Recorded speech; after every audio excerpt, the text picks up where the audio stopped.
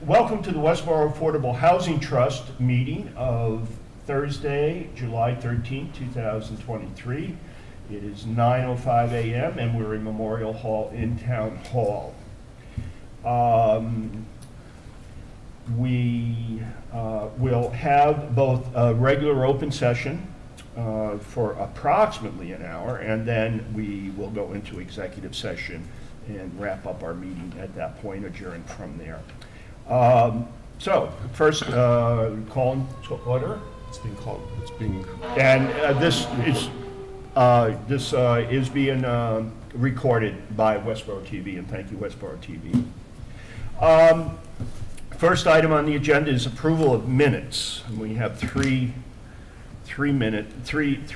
sections, or three additions. 3 sets of minutes. 3 sets of minutes, and June 8th, we'll go one at a time. So we have the minutes from June 8th. I didn't notice any corrections or changes. Anybody else?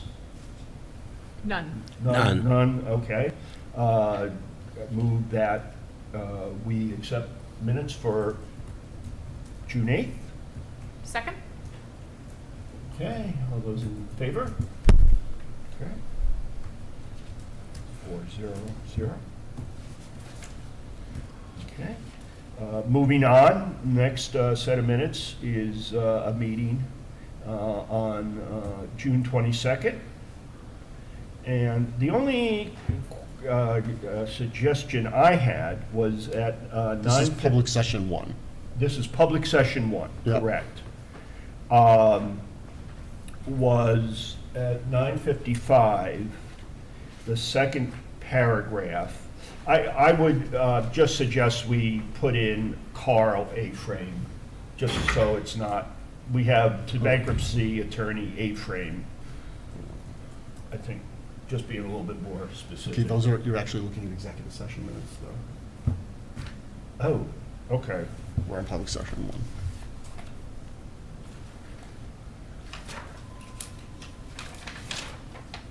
I don't have that in the 8th, or the 22nd, public.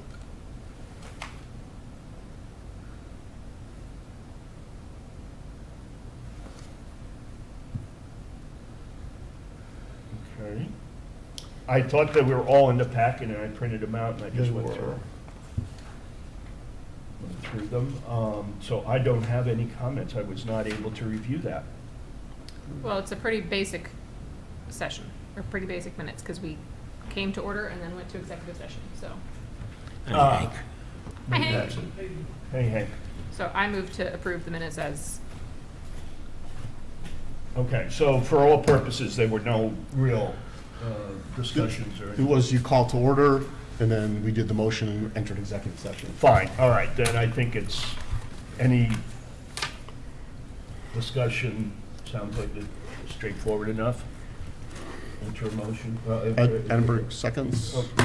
Okay, I will move, Edinburgh seconds. All those in favor? Okay. So now, we have, we're not doing executive session minute approval right now, right? No, we'll do that in executive session. right, so,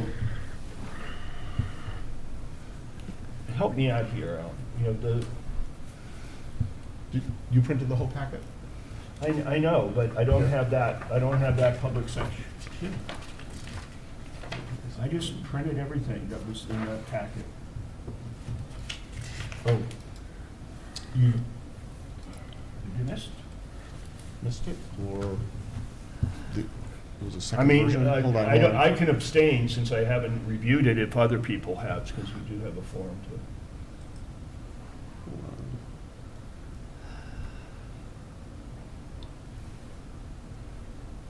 I mean, I know we got I can show it to you if you want it. No, at this point, It's very basic. You provided, we announced that we signed the PNS, in the terms of the PNS. The only then we only moved addition I have is that right now it says Storm, Roush, Beh, and Edinburgh, so I would add an N Oh, to I missed. Mr. Okay. Bain's name. Okay. Well, I think you- he's you more can- than a bit. You can abstain if you want. Okay, so do you move to accept the meetings as amended? Yes.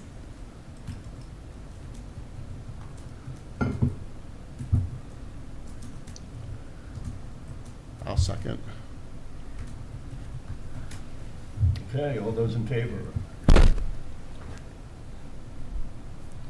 right, so you got 4-0-1.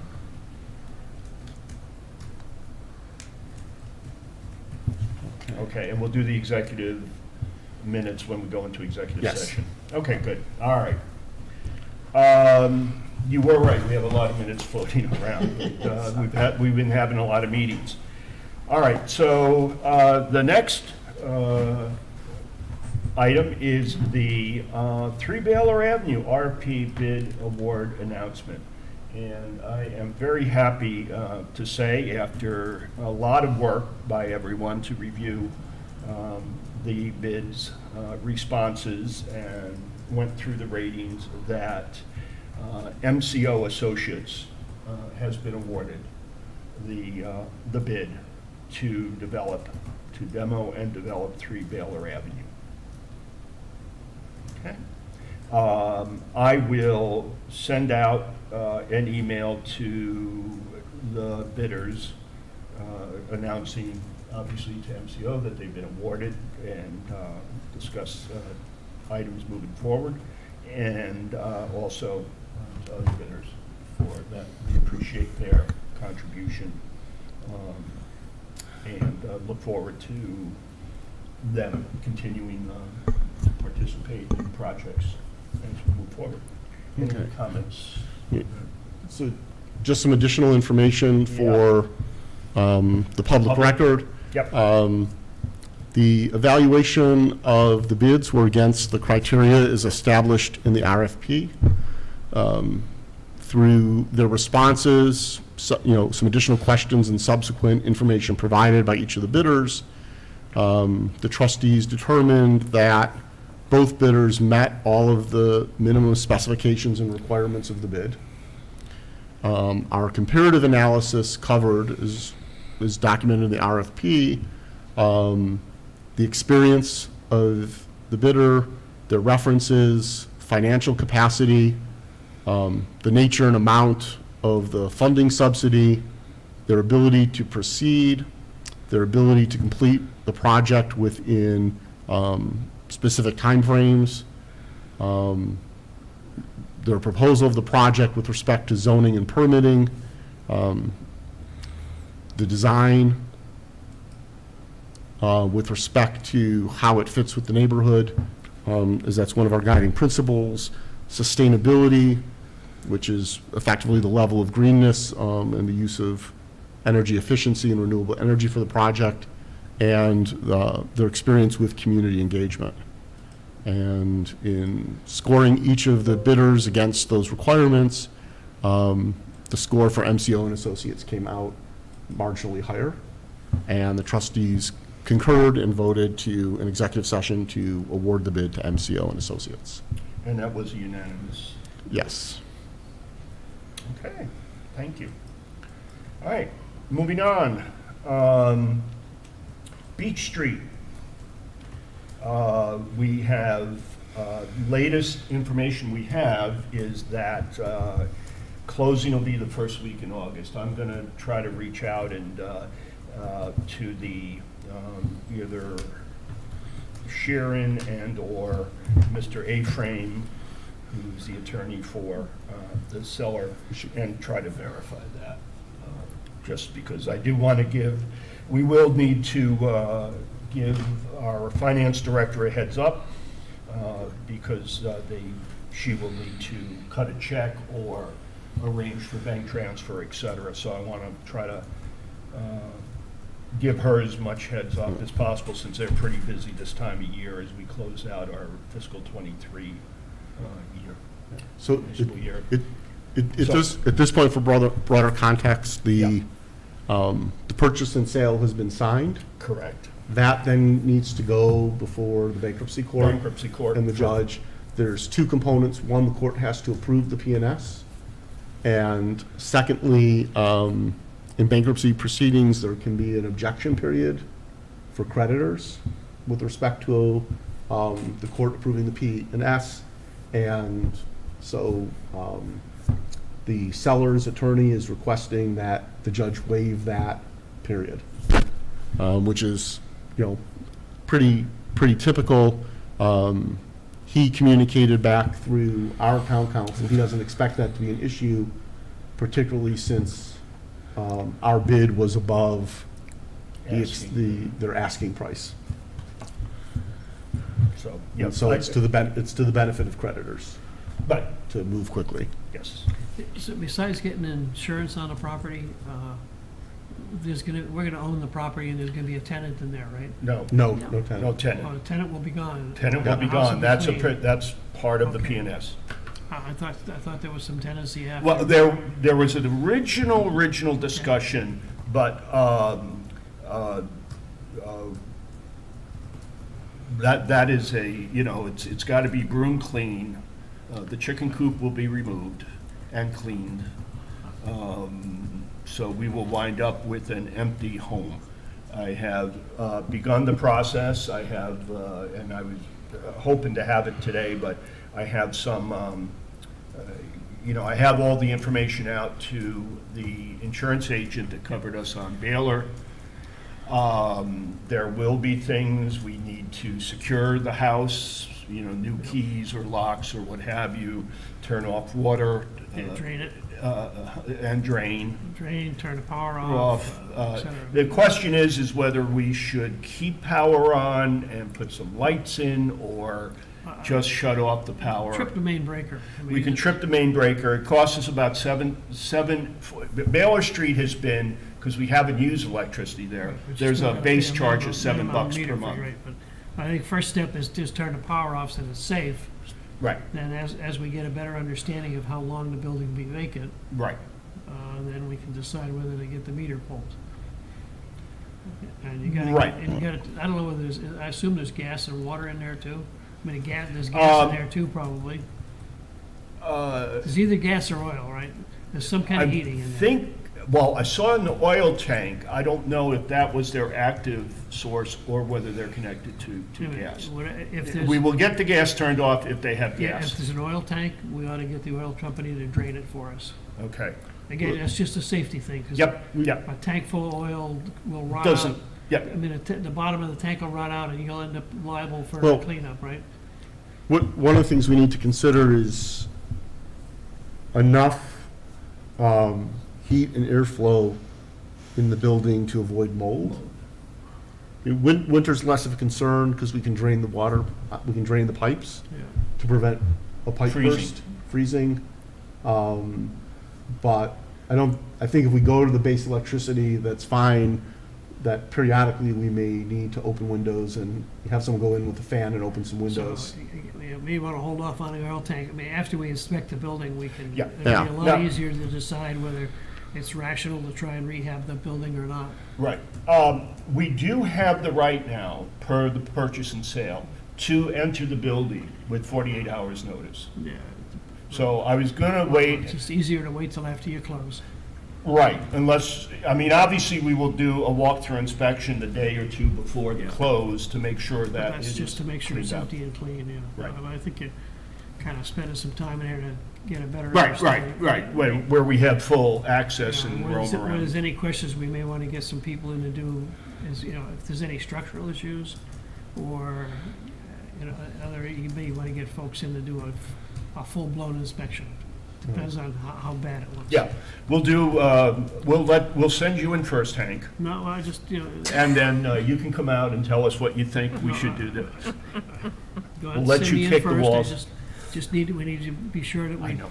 check it out, because Okay. you never know what you're going to find in an Yeah, old building. I will make up a punch list Okay. of some of the things you've mentioned, just so that we are recording, we have a to-do list at minimum, Yep. and then we can have some conditional activities, depending upon what we find out. Okay? The, so, that's it on Beach Street. Any other questions regarding Beach Street? Okay. Next item is the 45 High Street extension, evaluation and next steps. Now, I don't know if you forwarded, I didn't see that you forwarded, I forwarded the proposal from WDA this morning. okay, good. So- I wasn't sure, I know we had talked, and you and Hank were gonna chat, did you, about what we need, what's the proper, So, wanna just get a so hey, consensus if we can? yeah, so hey, I was initially hesitant about doing a full site assessment, and just focusing on the septic, but after speaking with Hank, about other issues with the property and even positioning, having a better sense of not just is it buildable, but what could be built and potentially some rough costs on property prep, to help us better assess, even if it's feasible, if it's a project we would want to undertake or ask the select board for access to the property to undertake. I agree that having the site assessment done by Waterman Design is a good idea, and the cost is certainly reasonable. Yep. That said, I'd like to, as far as the motion goes, given their request and engagement letter, a couple of small changes. One, I'd like to provide them with the PowerPoint with the design concept we that can do has that, street yep. side, Yep. off-street, but street side perpendicular parking Okay, with the center walkway, as opposed to individual drives and walkways, is a concept, because okay. we had heard from a potential developer that would want to work with us that using that type of a design, it could be 4 to 6 single-family units. And therefore, knowing that might adjust the cost of their work, I would suggest that our motion be for, Include that alternative. include the alternative, but also dollar-wise. Yeah. Their proposal was roughly $3,000. I'm going to suggest that our motion be for $6,000 for this assessment and other, Right, not to exceed. and other costs we may decide to incur in investigating the property. So Does that include if we- perk and survey? I mean, again, if you say not to, services, property, assessment services not to exceed $6,000, Right. that you would authorize somebody to have these folks do that, to include a third alternative that is, we'll give them a sketch Right, for a third alternative, and let's get going. right, but I just want to make sure if we, I'm confident that as they start going through it, they're gonna have questions and say, gee, do you want us to also do this or to also do that? Okay. The proposal clearly says they're not gonna give you they're not gonna tell you how much fill you have to bring in, they're gonna give you the basic contours information that you can calculate it. We may decide that depending on who we have that can calculate it, whether one of our suppliers or town people can do it, we may say, oh yeah, please do the cut and fill. I don't know, it's just, you don't wanna have to go back through the whole process again. no, Right. the more information we Six is- have to make a Six is plenty of decision. headroom. Okay, for including perk, fill, other things? Don't say perk and fill. because Okay. you it's can't for include assessment. perk. For for- assessment. Well, that's what I'm trying to make sure that we One of understand. the way I the would- issues is, Ed, what would you perk? The piece of- I don't The know. piece of land you have there is not the piece of land you're gonna build on. Okay. Because you gotta fill that crevice. I understand. Okay, and to perk it, I mean, Well, that's where I just want to make That- sure that we understand. That's why I'm Right. questioning. I would not include perk in the motion. Fine. We may do that.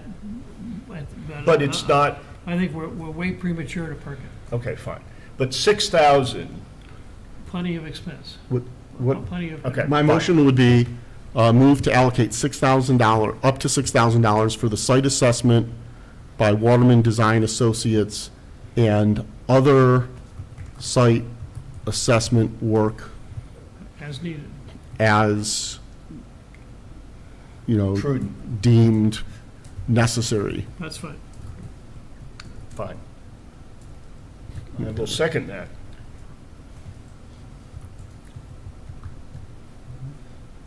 Okay, discussion. All right. I assume that you can take the lead on this, Hank? Sure, I'll be With them? glad to do that. Okay, Yeah, thank you. I'll certainly All get right. All those, Ken to help me. yeah, Ken can help you. Yeah, How good- I would, how good are you at cutting actually, I short, would Ken? appreciate it if you both Yeah. did. Yeah, there's no problem. I've been over there. Yeah, You know Waterman, they're Yeah, reliable. they're good guys. They're reliable people, they know the town. yeah, and we've Yeah. used They're it easy to work before. with. They're easy to work with. I've had good, the town has had good experience with them. Yeah, yeah, and Yeah. we had a good experience with the Endicott Yep. survey. All right, any other discussion? If not, we have a motion on the floor. I will ask for a vote of hands for approval of the motion. Okay, I see 5 to 0 to 0. Thank you, and thank you for the work you've been doing on this, Hank, appreciate it. Okay, I put this in a seniors' needs assessment. As people may be aware, the town underwent a senior needs assessment that was, if you will, overseen and directed by, I think it's Department of Gerontology at UMass Boston. And they did a variety of, about 1,500 respondents from seniors about various needs within the town, for seniors. Everything from the senior center to, affordable housing, which was way up there, et cetera. Kim Foster, our assistant town manager, has been charged with producing a report and a 5-year plan of how to address these needs. And I was asked if I could sit in as, from the housing perspective, and I said yes. So we had one meeting, which was more of a little bit of information gathering. We have representatives from different groups, and we have a meeting tomorrow. If somebody would like to join me, I would more than welcome them. It will be at, I don't know if it's 11 tomorrow, but if somebody has some time tomorrow morning, they can sit in. Otherwise, we'll be, it is a working group, so we are not under the open meeting law, if you will, restrictions or guidelines. So, any questions on that? Okay. My main thing is, we need more senior housing. There's some items as far as senior circuit breaker that can help with some real estate taxes. One thought I had, I'm just not necessarily for discussion, would be, it would be nice if once a town hit its 10% 40B requirement, if it was then allowed to have a larger resident option. In other words, they could increase the number or the percentage of residents that would get preferential treatment in the housing. I don't know if that would fly in, the Senate or whatever, but I think it's an encouragement and then, I don't know if I want to say a reward or recognition, to those towns like us who have done a good job in developing housing. And just one idea I'm going to throw out there. So that's one of the big ones. Okay. Along with this, I believe everyone on the trust has a copy of the assessment, the report. While the report talks about a need for affordable capital A housing for seniors, it also talks about needs for more housing stock that isn't necessarily certified affordable, but is appropriate for downsize for seniors. Yeah. As well as even more support for seniors to stay in their homes. I'm aware that some trusts do have, renovation and upfitting programs where they help seniors with the cost of home modifications that may be necessary to stay in the home. And that, I think some even use CPC funds for that. Yep. And so I think it'll be a very vibrant discussion about things we can do, even as we've talked about some of our projects, Beach Street, High Street Extension, the potential of having some of those units, Market rate. you know, not even necessarily market rate, but targeted. There are state programs that go as high as 135% AMI. Yep. But we could look at having some being age-restricted as well as some being Right. traditional affordable housing too. Yeah, I think what, the term we're trying to use, given that a lot of people mentioned they would like to downsize but stay in town, we're calling aging in the community, Yes. as opposed to aging in your home. So, Aging you in know, place. some of it may Yeah. be, yeah, I want to stay in my home, others may be, I would like a smaller apartment, condo, something like that, just because of the upkeep and maintenance and accessibility, et cetera, et cetera. So we're using that term, aging in community, as the You might catchphrase. consider that, I mean, we don't have a clear understanding of what's available in the community in terms of affordability and size.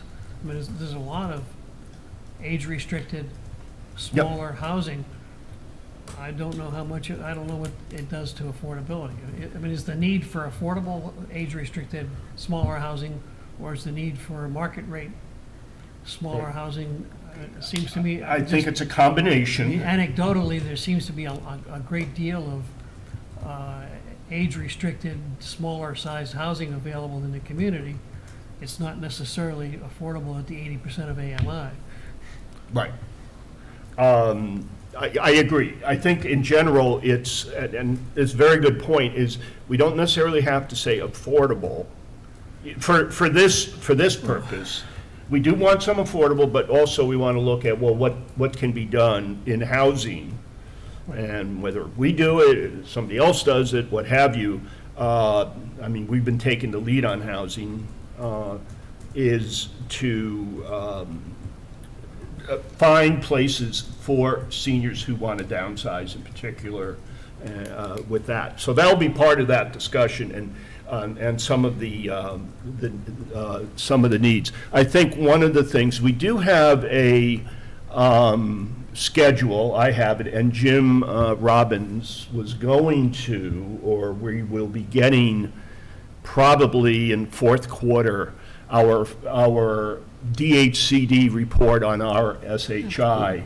And from that, we know, per the assessor records, which I also get, can match up and find how many units are homes versus apartments versus condos. And we'll do a report on that. And that'll help inform us You can update that. the sort of landscape we have for seniors in the affordable category. Alan, you mentioned what I call an affordability repair program, or a trust-funded a home repair program for low-income seniors or not seniors. Right. I mean, if you want, I could bring an outline of what's being done in Sudbury, Massachusetts. They've had an active program for a number of years. I can get some folks to pull the data and get them to fill in and just bring it along for folks to look at. That would be great. That'd be great.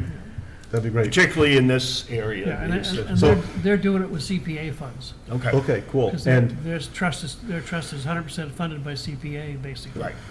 okay, because a member of Newbury, the town of Newburyport, or the city of Newburyport's Affordable Housing Trust is actually working with and for MHP, and has been helping with some of our requests. Yes. She's interested in learning about that program. Okay. That 'Cause- program is, by the way, being administered by an outfit called Metro West Housing something or other, Housing Okay. Collaborative, Oh, Right, which is the a Metro consult- West Collaborative? Metro West Housing Collaborative. It's a consulting group that has Yeah. contracts with Sudbury and some Okay. other towns in that area, and provides them with consulting services. Yeah. Running lotteries and running, you know, Right. doing This the, is doing sep- the That's the administrative. regional housing office. There's a regional housing office, right. yeah.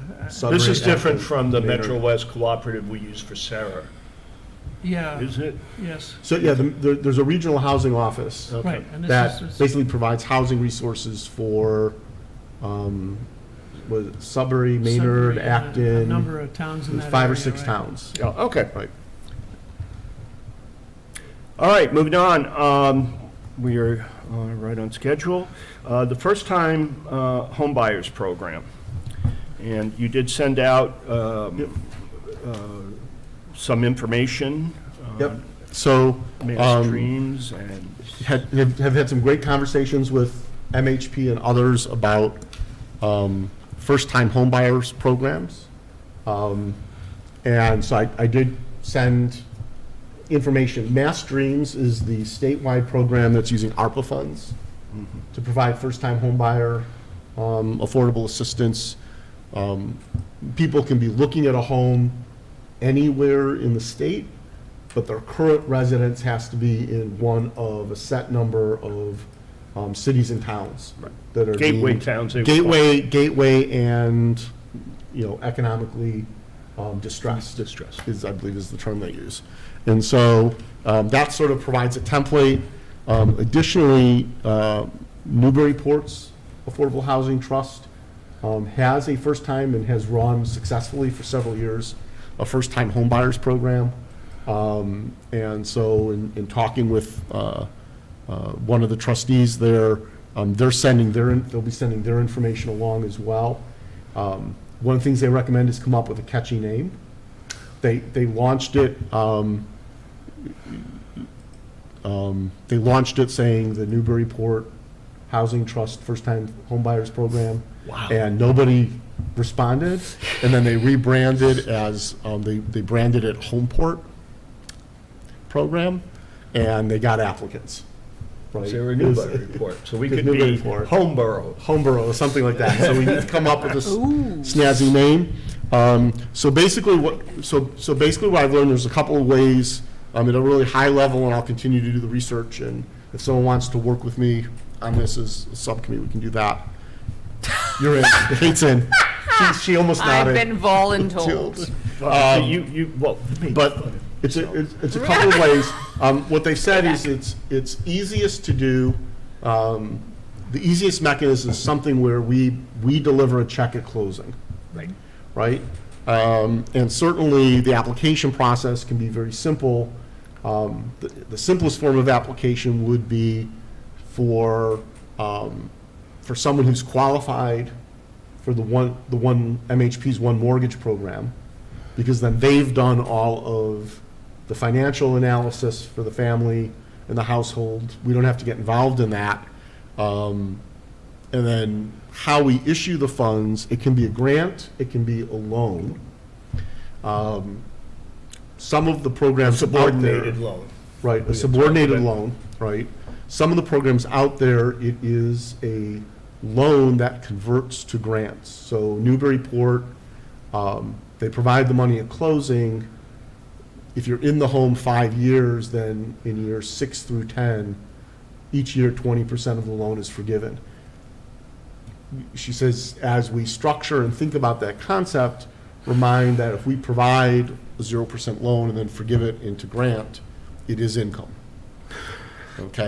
Now, Mass Streams, because they're using ARPA funds, got the IRS to say that their grants are not income and don't count as income or against qualification levels. this was for at affordable Newburyport?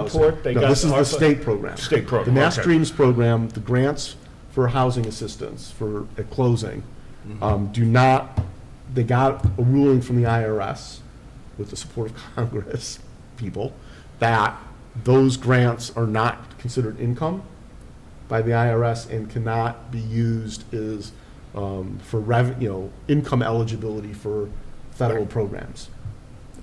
Being a small community, we're not going to get that dispensation from the IRS. And so, however we structure it, grant or loan forgivable over a period of time, we want to do it in a way that would minimize any negative impacts on the family. Right.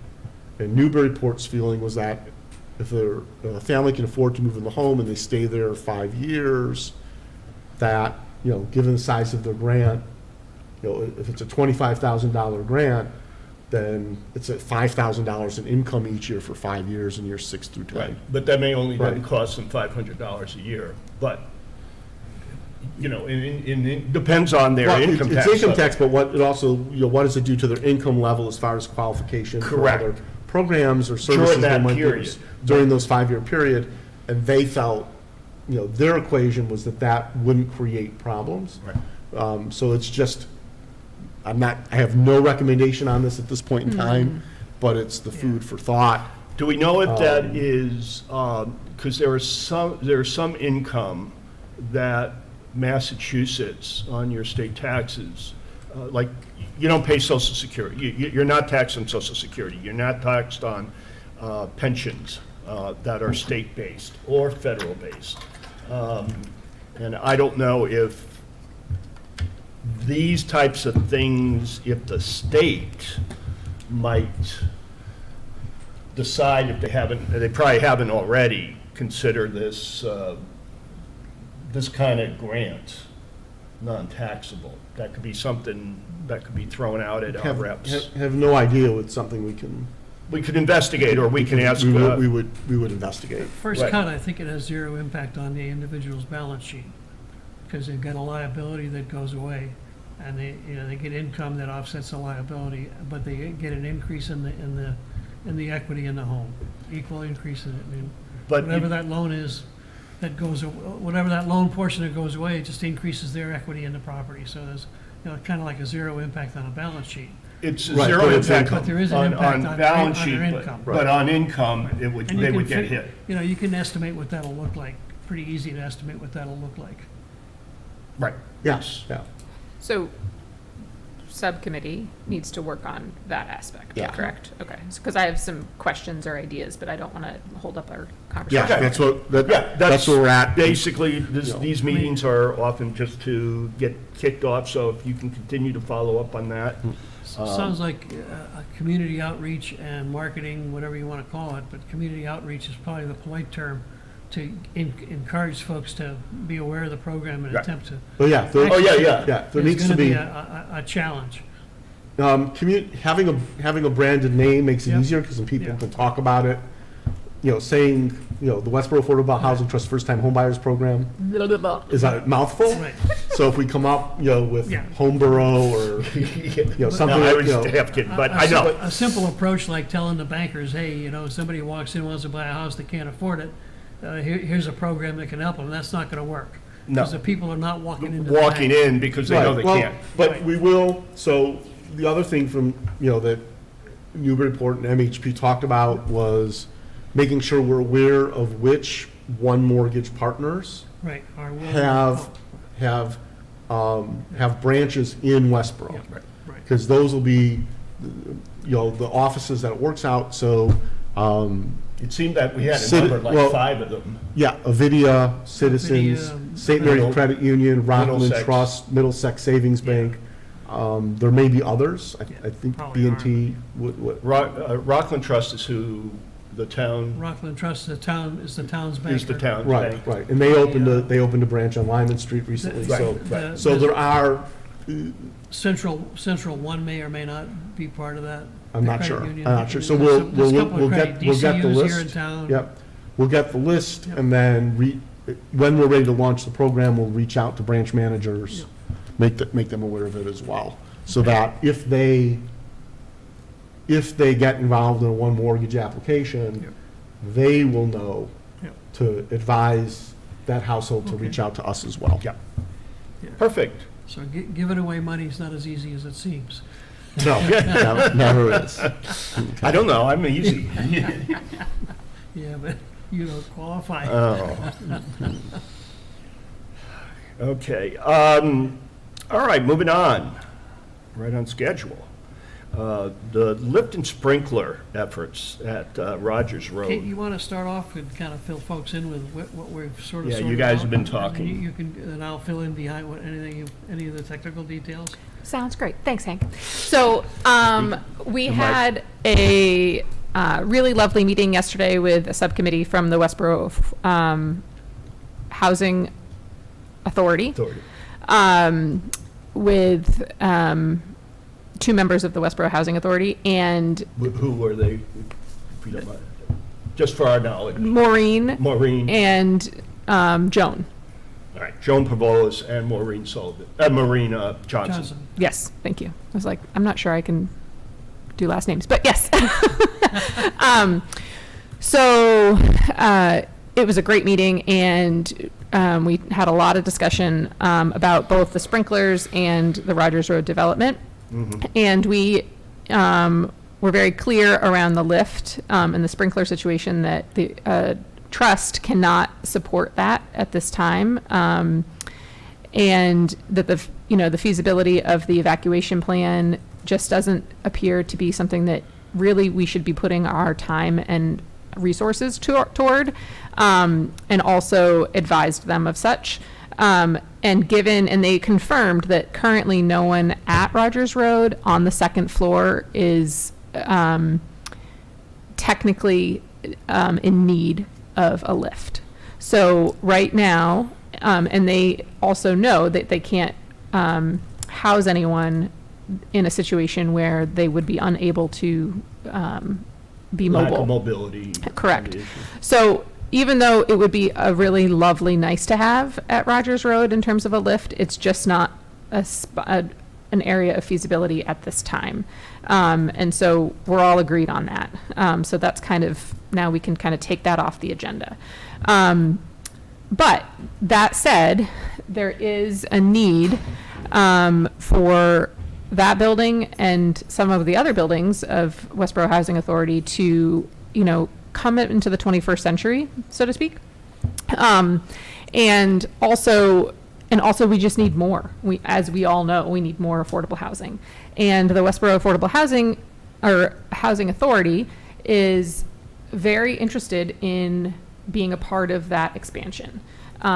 They are currently what is considered a small housing authority according to the state. They have 110 units. In order to get to medium size, they need to be at 201. So they need 91 more units to get to that classification. That is a lot of units, and they would love to see that happen at Rogers Road. And they are open to working together to make that happen. We are concerned, Hank and I voiced that Rogers Road might not fit that many units.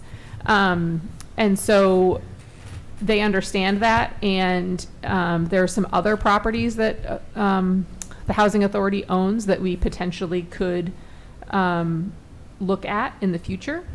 And so they were very open to us kind of moving forward with investigation of the Rogers Road site in terms of consultants and looking at what is the feasibility of building something there. And so they are going to, we hope at this July 25th meeting, talk about that. Hank is hopefully going to be able to go to that meeting if they have any questions, so that we can get kind of official approval from them to move forward. If that doesn't happen, the meeting in August 21st, 22nd. This is their board meeting? This is their monthly board meeting. Either Hank or myself or both of us will attend that Can meeting. you please send out a reminder note the week before to the board? Yep, Just in case Sure. one of us wants Yep. to yep, sit in and yep. show them our seriousness. Yes, and they are very open to working with us and welcomed us at their meetings, fourth Tuesday of the month at 3 p.m. So Hank and Joan and Maureen and I have a meeting scheduled for August 23rd. So whether it is the July meeting or the August meeting, either one of those meetings, we will have a second, a follow-up meeting of our subcommittees to kind of talk about what are next steps. So we should have something in our September meeting to present in terms of a proposal of what is the next step. Okay. A question, are we, Question, yeah, I was going to say, Um, just questions, raise your hand. so, Yes, Alan. so, question, are we looking, are they just planning to have a vote saying they authorize us to do the investigation work? Or are they looking for, an agreement that their board and our board would sign that, almost like an intermunicipal agency agreement that says, we're authorized to act on their behalf to certain extents? And, I'm wondering how formal they want or this needs to be. That is unclear to me. Hank, do you have, Yeah, their board's not at the point where they're ready to have that conversation. And I think at some point, when we get to the point where we want to offer to spend money in their behalf, we need to have an agreement as to how that's going to work. And I believe we need to make sure that the Housing Authority Board remains part of a working group that supervises any consultants we hire, any work we do.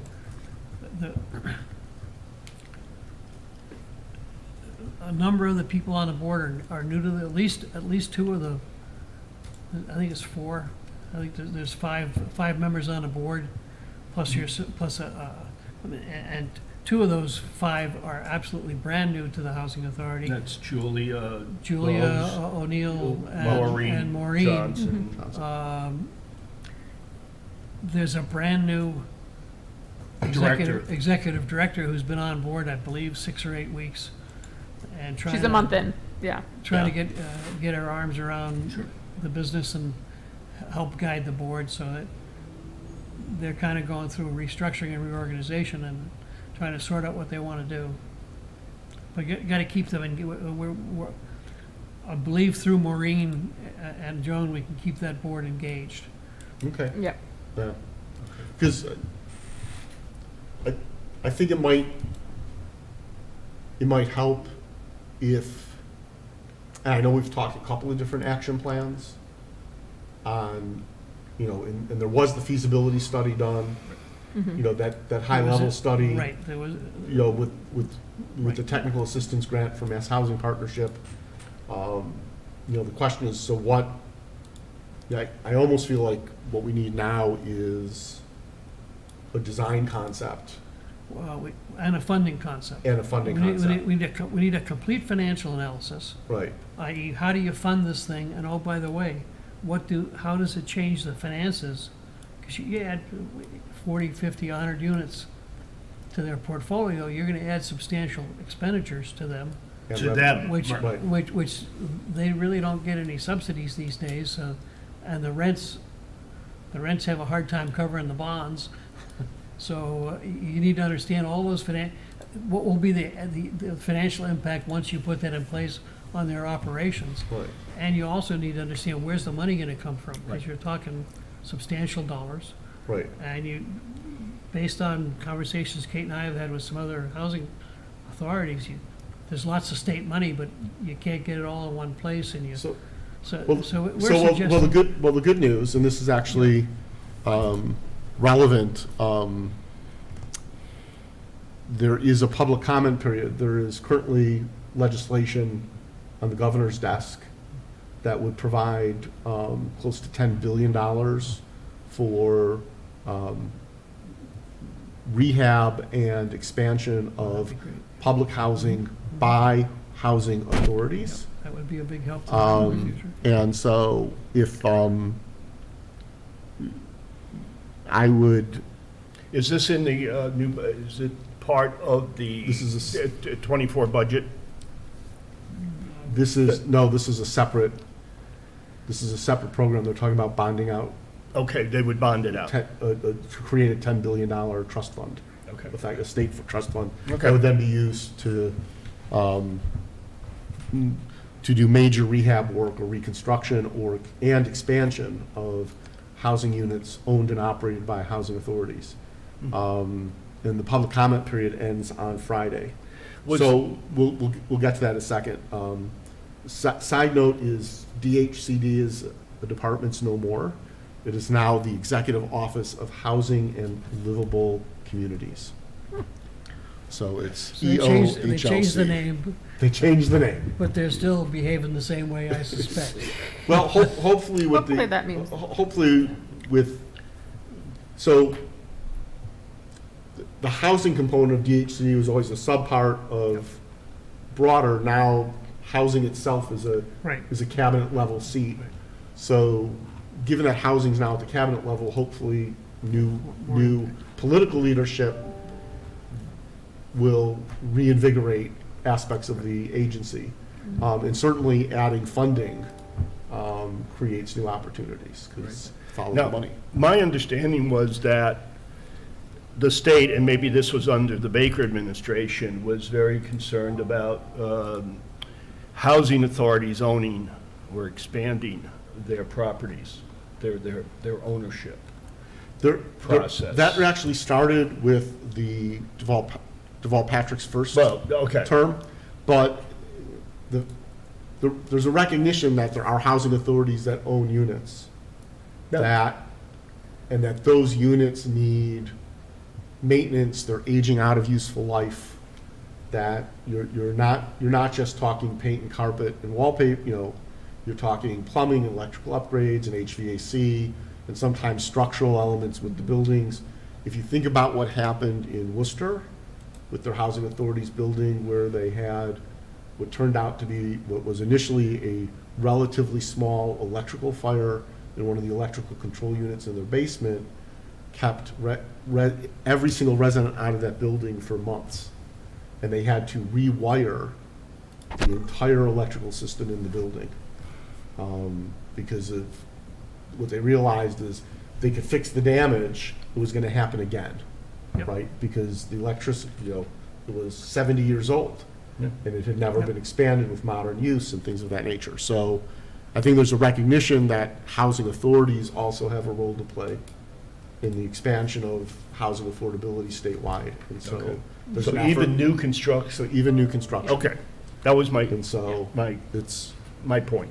so. I know the governor is very tuned in and very supportive of, housing, and sees it as a high priority, and, there's some recommendations. I mean, just another example was doubling the senior circuit breaker tax credit. I Right. don't know if it's going to make it through the Senate and House reconciliation on the FY '24. I tried to look for it. I couldn't see where it was, but that was a significant amount if you doubled it. But anyhow, so at least this administration seems to be focused in a lot on housing in general, and affordable is a good part of that. All right. So, Just one last, Yep. we are on a path to try and help the housing authority identify consultants who have the skill base that they need to do some of this financial needs assessment, funding, et cetera, planning activity. yep, And it's, hopefully, but when the board is ready to move ahead, they'll have identified some people who can help them. okay. Turns out it's not as easy to find consultants that have a lot of experience with housing authorities. So, Now, just, okay. they also mentioned that there were other properties. Correct. So there's, Should we talk about that openly now, or is Yeah, we that can. I best mean, kept? they own more property than Rogers Road, right? And they I don't know, manage- well, Yeah, yes, they do. And they own some properties on Mayberry Drive that, Right. existing housing, and they're saying, they said, gee, we've got some properties that maybe they could be reconfigured. Got some Okay. properties that have got, a number of duplexes on it, a number of duplex individual housing units. Well, like over on School. Yeah, and maybe, maybe we don't have a need for that style of housing. Maybe a different style of housing would be better, and if we have to renovate, if we're gonna renovate anyway, maybe we can renovate to a different style and Okay. and increase the density, because the population we wanna serve is different. Right. But when you ask the question like, well, can you articulate for us the population you'd like to serve and what their needs are? Right. The answer is, well, we really don't have that. So you've got to be able to answer the question. They don't What have, population do you want to serve, and what are their needs, and what inventory do you have, and how does it match up with the needs you want to serve? right. I was hopeful that they would say, oh, yeah, we have this open field that you could Yeah, no, build there's 20. no, there's no land necessarily, but there is some possibility of reconfiguration, and there's acknowledgement that the current tenants of the Westborough Housing Authority are aging. Right. And so the needs of the population within the current housing stock are changing. Yep. And so, just like we had the conversation earlier about aging in community, the same thing applies to the folks in the housing authority in terms of, those apartments or Houses. duplexes or Right. homes or whatever might not be appropriate as they continue to age. And so, That's right. we need to increase housing stock overall Right. to, accommodate the aging population in Westborough, both the ones in the housing authority and outside of the housing authority. And so that is where, if we build more, like start with Rogers Road or start somewhere, and then, we could maybe move people out of current situations that are in the housing authority into the new places, and then totally reconfigure something that Yeah. exists currently into making it something that is going to be for the future. Yep. So, So. Okay. But given the timeliness of the topic and realizing there's a public comment period ending Friday for this bond bill, I would move that the trustees authorize me to draft a letter of support for the legislation Super, and submit it Yep. by the deadline on Friday. Yep. sounds Second. great. Second. great. Okay, any discussion on that? Seeing none, take a vote by hand. All right, see that 5-0-0. We'll do that. Okay. And thank you, Alan, for doing that. Lip. Okay, we're running a little over, but that's fine.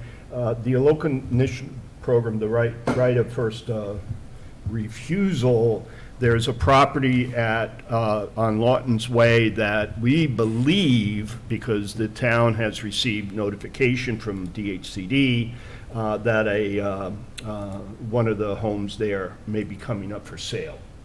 And we did get, or you've requested some question, or you sent in some questions to town council Yeah, so, on this, as far as some of the mechanisms, or who has to approve what, or things like that, and if you want to yeah, discuss, so- talk to that.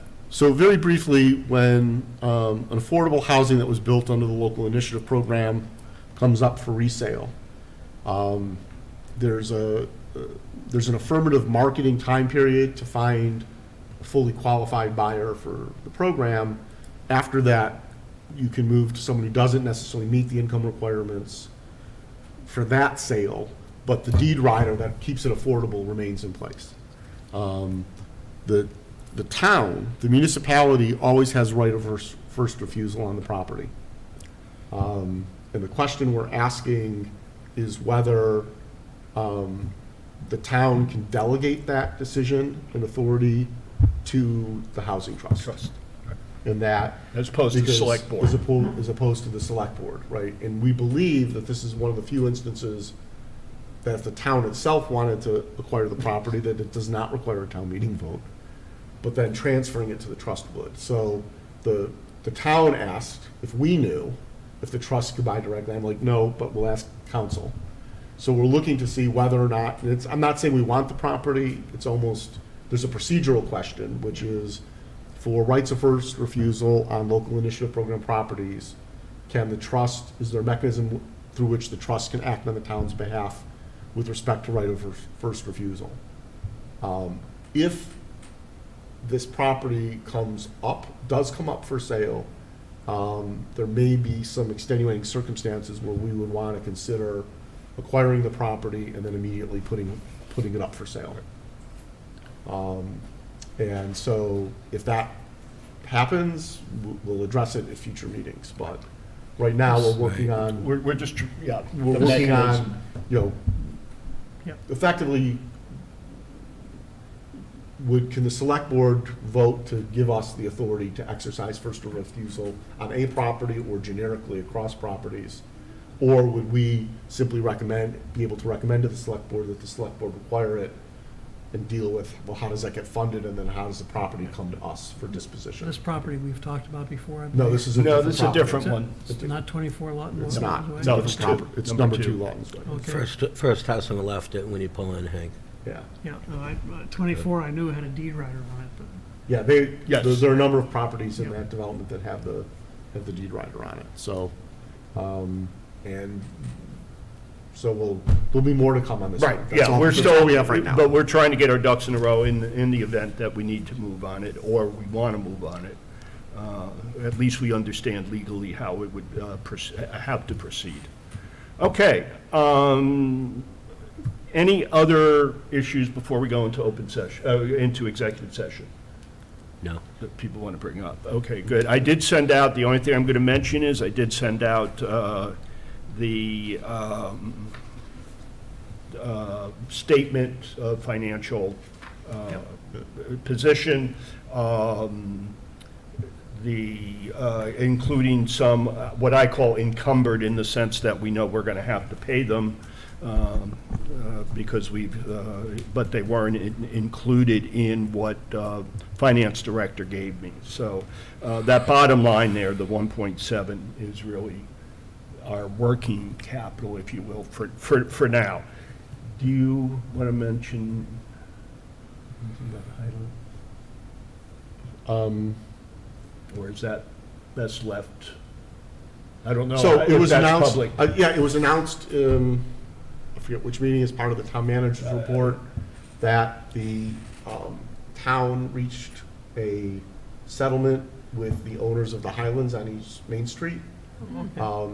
That property has a special permit and zoning requirements for 20% affordable. However, given their business model and the rules from the Executive Office of Housing and Livable Communities, or EOHLC,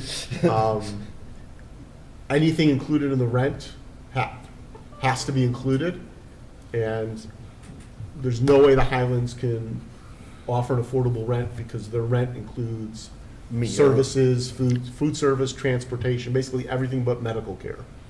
And so there was no way that under their current business model, they'd be able to comply. The town has been negotiating with them and reached a settlement. The settlement is for $950,000. And a condition of the settlement is that there is a vote at the next available town meeting to transfer those funds to the Affordable Housing Trust. Super. So there will be a warrant article Yeah, in the fall. October town In meeting October. to move those funds pursuant to the settlement agreement. Just commenting on your financial information, we need to pay attention. We're getting close to I think it's 50% of our assets. If they're 50% committed, the next major transaction requires select board action. I don't remember all the Yep, details, but we're getting close to those numbers. So So we just if somebody's paying attention. it's being watched, and the other thing is, the detail behind that report, we'll go through to start looking at a budget.